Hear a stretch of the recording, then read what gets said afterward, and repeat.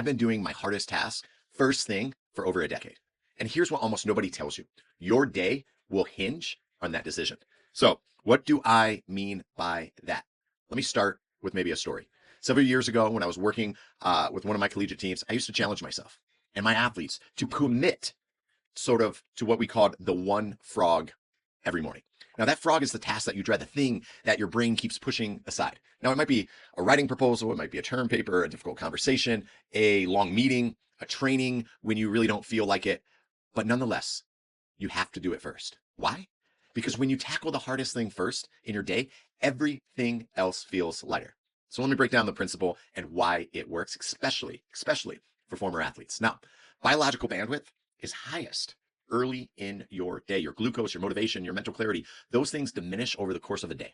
And if you leave the hardest task for later in the afternoon, when you're redlined and you're tired and distracted by decision fatigue, the brain says, let's not do that. No need. So it will find excuses. Now, you also get to build momentum.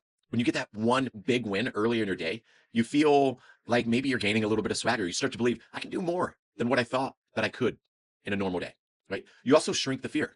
The more you avoid something, the bigger it looms. But when you cut into it early, you start making progress at it. That monster starts looking smaller by lunchtime. And you also end up neutralizing procrastination. Now, a lot of us, especially former athletes, right? We've got used to the idea of, I'll just do it later under pressure.